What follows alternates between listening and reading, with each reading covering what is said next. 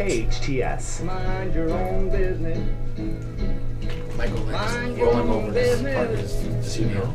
If you Yeah, mind he's, your he business, doesn't then you won't be minding mine. Here we are, everybody. Welcome back to AM 1220 KHTS, Santa Clarita's hometown station. You're listening to Mind Your Own Business with Doug and Ed. As Ed likes to say, Ed and Doug. Ed and Doug. Now we got, it's like Ed and Eddie. We have Doug, and Ed. Yeah.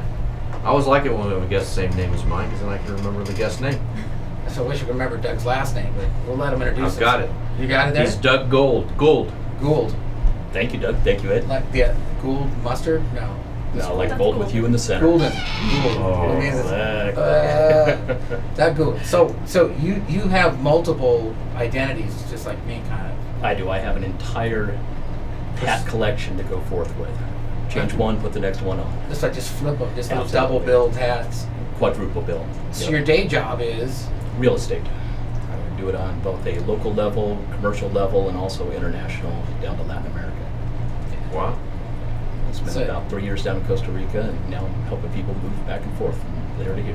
And I hear that you also are in the social lubricant business too. Absolutely, also known as wine. Yeah. I didn't know what you meant by social I know lubricant. Doug went to a completely different place. No, than no, that. no. Absolutely. Yeah. Yeah, very much into wine. Been into it for the last probably 10, 12 years. Tried it throughout Europe, Latin America, and back here, and of course the great state of California. And started off as a hobby and kind of went from there. Are you one of these people that Shannon earlier was talking about, corporate account where you do your wine and the limousine pulls up and takes you home? Or? Absolutely. The limousine picks you up, doesn't even take you home, picks you It up. takes- So that way you know that you're safe all the way through from beginning to end. So we should hook that up for Monday. Anybody wants to be VIPs? Have Shannon pick them up and take them home? Yeah, absolutely. Speaking of Monday, what's going on Monday? Do it. Tell All us, right. Doug. Monday, we are taking the Santa Clarita Valley Wine Enthusiast along with 4 other groups from out here, some in the SEO world, other wine groups, Winey Women, and all getting together at Salt Creek at 5:15 for a wine and business mixer. Yeah. I'm going to try to get there towards the tail end of that.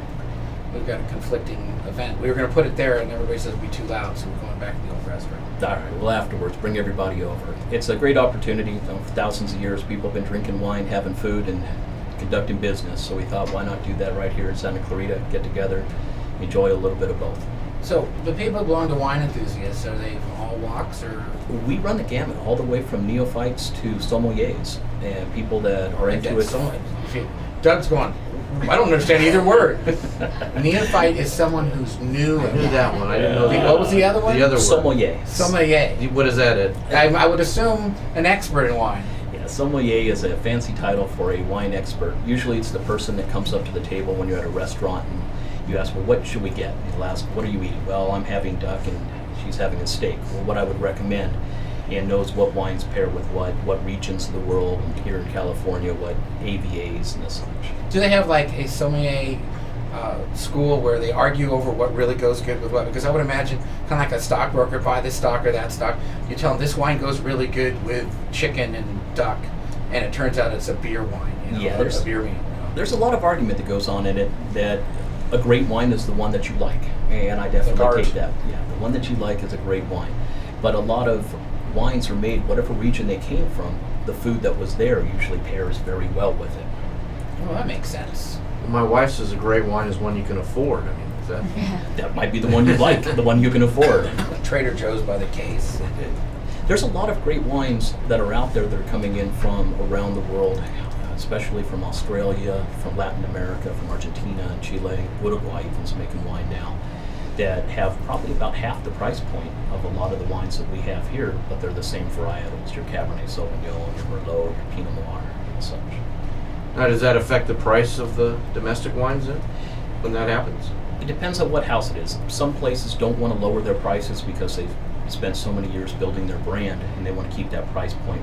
And they actually are selling some of the wine without their label behind. Others are lowering it down. And it just depends. Sometimes you have a massive wine glut, but now China's buying a lot of wine. So So the it's starting to shortage go back again. up. Yeah, starting to go back up. prices. So, Doug, can you? I don't want you to give, retail brands, but could I go to my local grocery store that begins with an R or a V, and get a good wine, or where would you go to get the fine wines? Well, you can go to any of the stores that are out here, as you said, that starts with an R or a V. And Well, the V, there's a V in it. some with the V's, some the such. And you can actually find some Cool. great wines. One of the things is just hanging out with people that love wine and that have been doing it a little while. We'll start introducing you to some and then giving you a couple names to try, finding out what your palate is kind of geared towards, and then say, here, try this one, and then what your wallet's geared towards. Well, I want to spend $20 or $15 or $45, and then you're able to kind of go from there. Now, can I ask a dumb question? Are we allowed to ask dumb questions? Is that like an anomaly? Easy. Using big words here. But why is wine, the older the better? It's not necessarily accurate, it's kind of a misnomer. 90% of all wine that's produced is made to be drank in 1 year now, laying it down for a long time. And it used to be that it had to end up getting a balance. There's 3 parts to a wine, which is alcohol, fruit, and the acidity. And a lot of times as they aged, those 3 kind of melded and became smoother and transitioned into one another. Now the winemakers are making the wine to the palate of the people that are drinking it right away. So they go home, open it, come back and buy another versus laying down wine for a long time. I'd always be afraid of drinking a 20-year-old wine. Can you stay? We're gonna be back. We gotta do identification. You're listening to Hometown Station, AM 1220 KHTS, with Doug, and Ed today. Welcome back to Mind Your Own Business with Doug and Ed on Santa Clarita's Hometown Station, AM 1220 KHTS. Now, Doug, when you were in the green room, you weren't Which listening to isn't the green. show, were you? No, Okay, no, good. no. His lips are moving. By the way, we're talking to Doug Gould from Realtors. From Santa Clarita Valley Wine Enthusiasts, and Realty Executives. Great titles. we were talking real estate during the break. This guy knows his stuff. Thank you much. We have to have him back just to talk real estate. It was really sophisticated. Less houses, higher price. More houses, lower price. All right, Doug, what we make everybody do is go through Doug and Ed's rapid response. I know you weren't listening when you're in the green room, so these are new questions for you. All right. Favorite fruit you try not to eat? Lemon. What? Lemon? Just go. Don't question his. Yeah, Sorry. hey, it just That's popped a in there. terrifying. Work with me, work with me. It's rapid fire. You're gonna get whatever you get. Favorite type of restaurant? Italian. Where did you grow up? Agua Dulce.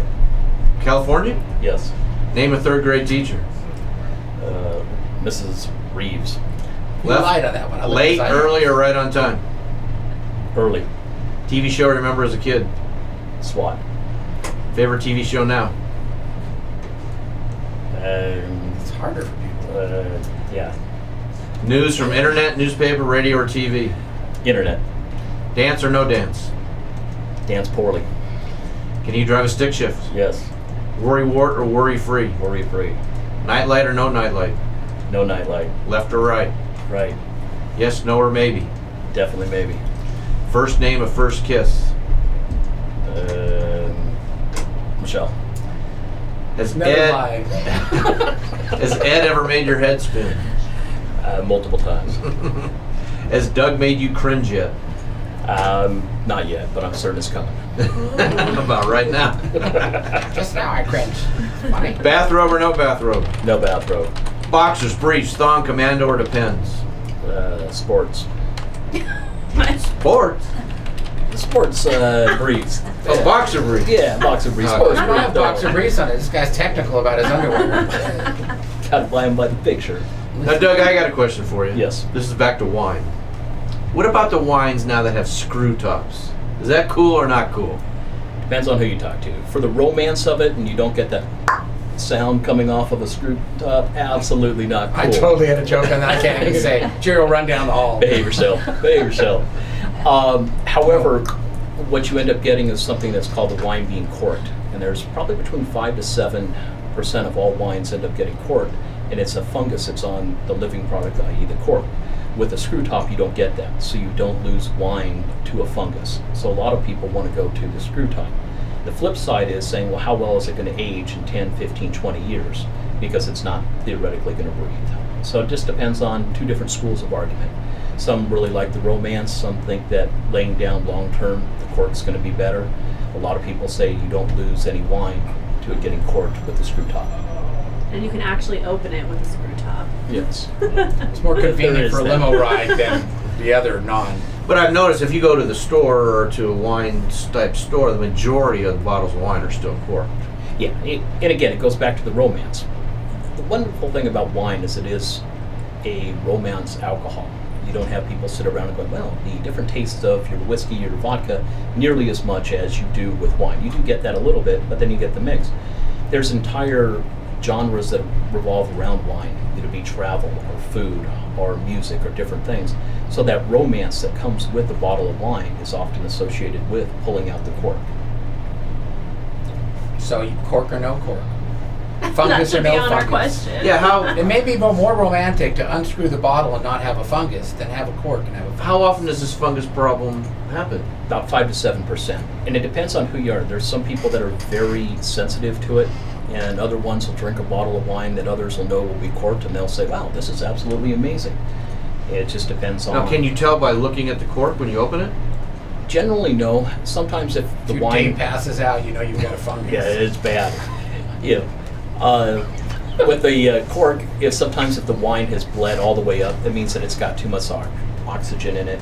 But not looking at it, and the sniffing of the cork really doesn't do a whole lot for the ability to tell when they hand you the cork.